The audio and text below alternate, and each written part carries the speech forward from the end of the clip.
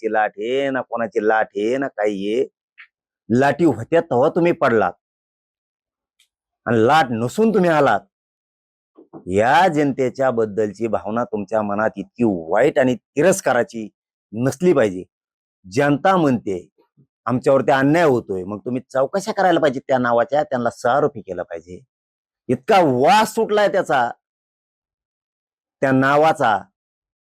रोज एक प्रकरण निघतंय, तरी पण तुम्हाला बैठकाच घेताय, तुम्ही सांभाळताय. तुम्हाला एक माणूस गरजेचा आहे आणि या जनतेनं तुम्हाला सत्तेवरती बसवलं. ह्या भावना तुम्हाला जर कळायला तयार नाही, जनता काय म्हणती काय नाही, काय काय पुरावे पाहिजे तुम्हाला आणखी? खंडणी मागणारा ह्यो, खून करणारा ह्यो.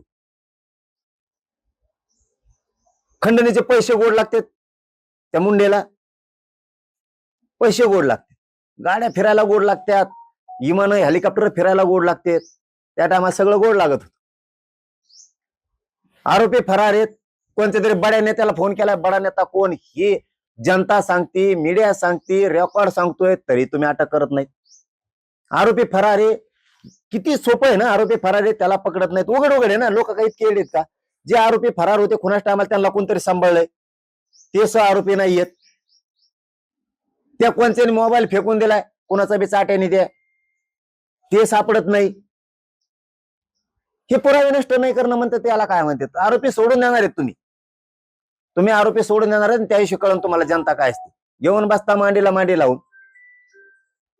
एवढे मोठे घोटाळे लोकांनी बाहेर काढले. छेडछाडी, सोलापूरला कुठं बलात्कार छेडछाड झाली ती, ते आरोपी अटक होत नाहीत तुम्हाला. आणखी गाड्यावले आरोपी अटक करत नाहीत तुम्ही. कोणत्या पोलिसांनी साथ दिली, त्यांचे धनाधन सीडीआर काढून, कॉल डिटेल काढून त्यांना जेलात टाकत नाहीत तुम्ही. गोरगरीब मराठ्यांच्या मागे लागत आहे तेवढे, हे दिसत नाही. तुमचे डोळे गेलेत. हे चाललेला नंगाना, अशी गुंडगिरी, दादागिरी, हे तुम्हाला दिसत नाहीये. गोरगरीब मराठ्यांचे लेकर, या राज्यातल्या मराठ्यांच्या लेकरांचा टाव आरक्षणासाठीचा हा दिसत नाही तुम्हाला. तिकडे जेलमध्ये टाकायला चालत नाही. ही तुझ्या भावाची वागणूक एक दिवस तुम्हाला खूप अडचणीत आणणार आहे. मनात लोकांच्या सरकारविषयी चीड निर्माण व्हायला लागली, ती होऊन देऊ नका. लक्षात ठेवा.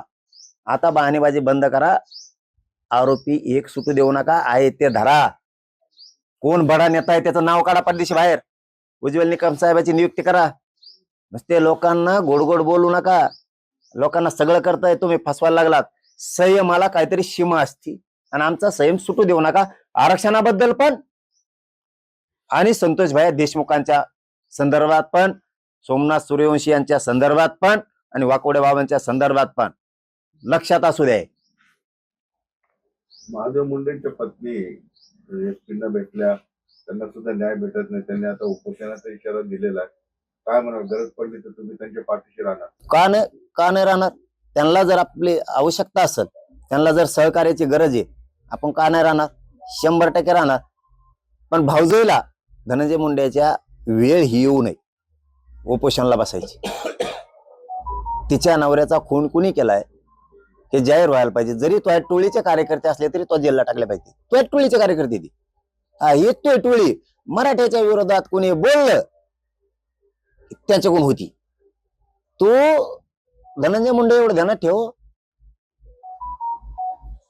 मराठ्यांच्या विरोधात जो बोलल त्याच्या बाजूने तो टोळी आहे. म्हणजे आमच्या विरोधात जो बोलन तो तुमचा मित्र आहे, तो हा आणि तो टोळीचा. बघा ना तुमची नियत किती खराब आहे. मराठ्यांच्या आमच्या आंदोलनाच्या विरोधात कोणी माणूस बोलला की तुम्ही त्याचे मित्र होताय आणि त्याला पाठबळ देताय. लोकांना सगळं कळतं हे कोण आहेत. जे सपोर्ट करणार आहेत ना, हे कोण आहेत. लोक नाव वाचित आहेत, हे कोण आहेत म्हणून. तुम्ही जितकं आमच्या विरोधात बोलणाऱ्याला साथ देताल तितके मराठी धनंजय मुंडेच्या टोळीच्या धनंजय मुंडेच्या मागे लागणार. धनंजय मुंडे तोच टोळी तुला फसवती. आमच्या विरोधात बोलणाऱ्याला तो टोळी साथ देती म्हणून तो आणखीन खोलात चालला. धनंजय मुंडे ध्यानात ठेव. तो जरी टोळी आमच्या विरोधात लावली ना, त्या टोळीमुळे तू जास्त अडचणीत यायला. त्यांना मजा लागते आता. सपोर्ट घेणाराला पण देणाराला पण. एक ना एक दिवस आम्ही सुद्धा मोकळे होणार आहेत. आमची एवढीच इच्छा आहे. आम्ही ज्याच्या विरोधात बोलतो त्याने आमच्या विरोधात बोलणं योग्य आहे. पण ज्याच्या विरोधात बोलत नाही, जे बळत बोलतायत ना तुम्ही, तुमचा हिशोब होणार एक ना एक दिवस ध्यानात ठेवा तुम्ही.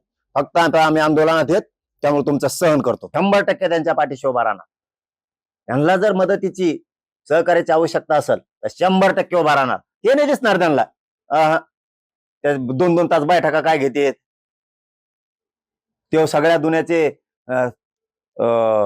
खंडाण्याखोर संभळितो ते धनंजय मुंडे, बलात्कार करणारे, छेडछाडी करणारे, खंडाने मागणारे.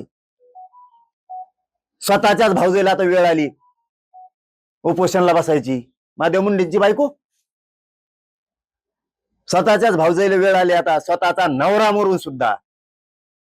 अरे सौभाग्याचा तिचा कुंकाचा तरी विचार कर रे. इतका उतळ माज नाही पाहिजे कधी.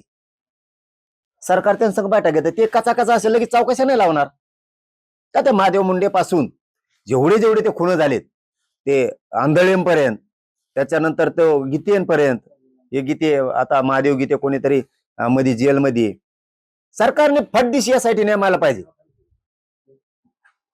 सीबीआयची पण नियुक्ती केली पाहिजे, ईडीची पण प्रॉपर्टीसाठी केली पाहिजे. तिनेला राईट दिला पाहिजे आणि हे पळवले पाहिजे चौकशा करायला. मग सरकार वा करील, तुमच्या पाठीवर थाप टाकेल ना. नुसते ऐकत येत बोललेले, यांना मगरूरपणा अंगात, नुसतं ऐकायचं जनतेचं आणि आपल्या मगरूरपणात नुसतं चालायचं तसंच. ही मगरूरपणा एक दिवस असा भावणार आहे. लक्षात ठेवा माझा शब्द तुम्हाला. सगळा समाज एक दिवस तुमच्यामुळे ज्या ओबीसीवरती अन्याय होतोय, मराठ्यांवरती अन्याय होतोय, त्या वंजारी समाजावर सुद्धा खून करून अन्याय झालाय, हे सगळ्याच्या खादिशी तुटूनच पडणार आहे. तुमच्या मगरूरीचं उत्तर जनता एक ना एक दिवस देणार आहे. त्या बिचारीला उपोषणाला बसायला वेळ नाही आली पाहिजे. ती बडा नेता कोण परत ती विश्वादा. न्याय द्यायचा शिका लवकर.